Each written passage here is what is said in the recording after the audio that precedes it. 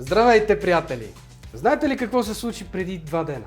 Прибирам се вкъщи от работа, ракия няма, жената хляб купила. Нещо подобно се случи с моята история, свързана с днешната ми рецепта. Пица бурито. За какво и да реч? Исках да направя любимите принцеси на децата. Няма хляб, но пък ракия има. Както и да е. Малко бях отчаян, обаче се сетих, че имам няколко останали тортили от един кетеринг и реших защо да не опитам да нанеса каймата за принцеси върху тортилите.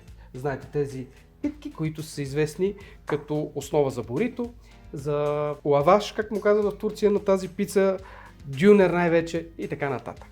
И се получи нещо чудно, много лесно и бързо. Всеки може да си замеси тесто, питките се правят много лесно, обаче като вземеш един пакет готови питки и имаш вечеря за 5 минути. Ето как става това. После ще кажа защо реших да нарека така яденето пица бурито. Първо, в купата трябва да сложа яйца и в яйцата слагам подправки. Преди да разбия яйцата, слагам и подправките.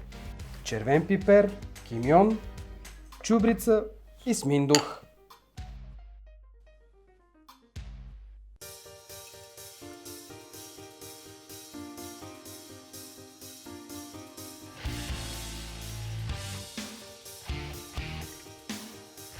И съвсем малко сол. Така тази ароматна смес можете да я допълните с още много миризми. Естествено в оригиналната мексиканска и американска кухня, където правят бурито, слагат кимьон, слагат триган. Чубрицата е непозната, понякога слагат лют пипер, зависи от вкусовете.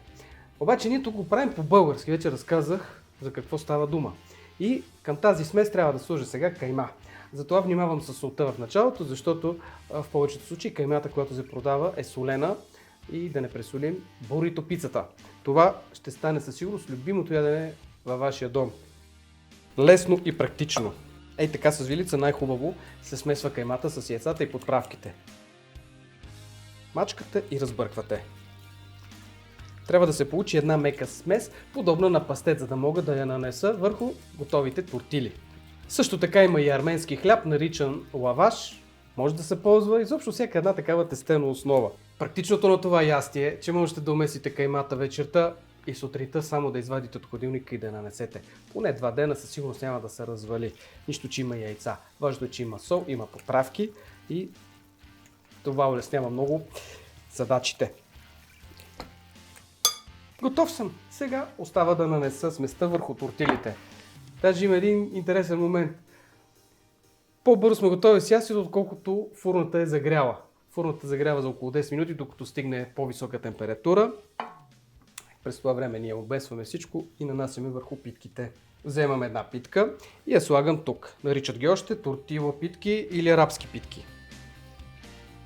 И да ви кажа най-лесно, сместа се нанася с супена лъжица. Слагате 1-2 от сместа и така бързо нанасяте по цялата повърхност. Старайте се особено добре да намажете краищата на питката, защото иначе прегарят. Обаче пък в това се състои и чара на цялото произведение или изделие.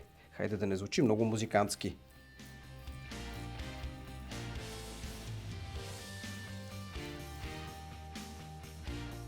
Готово! Слагам в тавичката и поръсвам с кашкавал.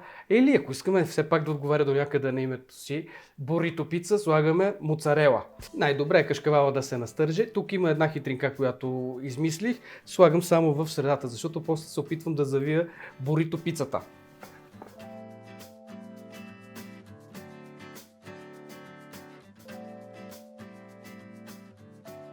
Това е всичко. Тази пица не е с домати. Не е както традиционната модерна италианска пица. Някога. В Италия пицата е била без домати. Свеждало се всичко до кромитлук, подправки, сирене. Често са правили дори пицата с мед и с плодове. Но сега нещата са различни. Така че е време сега да прехвърля нашата бъдеща пица в тавичката и да я изпека. Препоръчвам ви да включите на горно печене фурната или на грил функция, както също се нарича. При 200 градуса температура пицата се запича за 8 до 10 минути. Ако все пак няма тази функция, горно-долно печене също вършат работа, обаче тогава е хубаво да сложите тавичката в по-високата част на фурната, защото основата става твърда и се запича. Тук Целта ни е само да запечем каймата, защото основата е готова за ядене. Няма нужда да се намаслява, няма нужда да се набрашнява. Слагам пицата в горещата фурна.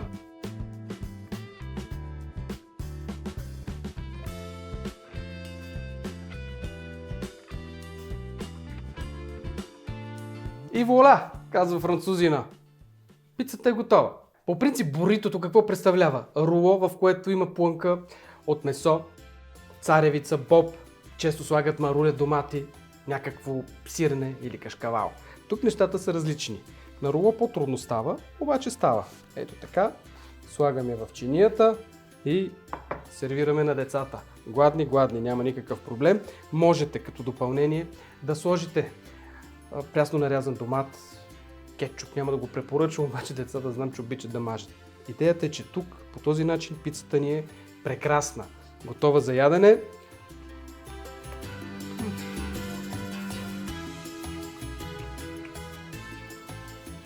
Чудна, няма да тече плънка, няма мазнини, хапват децата и са щастливи, отиват да играят на воля. Това е нашата най-нова рецепта. Аз обикновено първо проверявам, после готвя. Обаче сега направих обратното. Първо сготвих, после проверих. В интернет има много рецепти за пица бурито и естествено нито една не изглежда по този начин. Няма значение, ние така си я нарекохме. Вие можете да прецените как да наречете това, което направихме току-що. Идеята беше да покажем нещо много лесно и практично за всяко домакинство. Желая ви вкусни мигове в кухнята. До следващия път. Довиждане!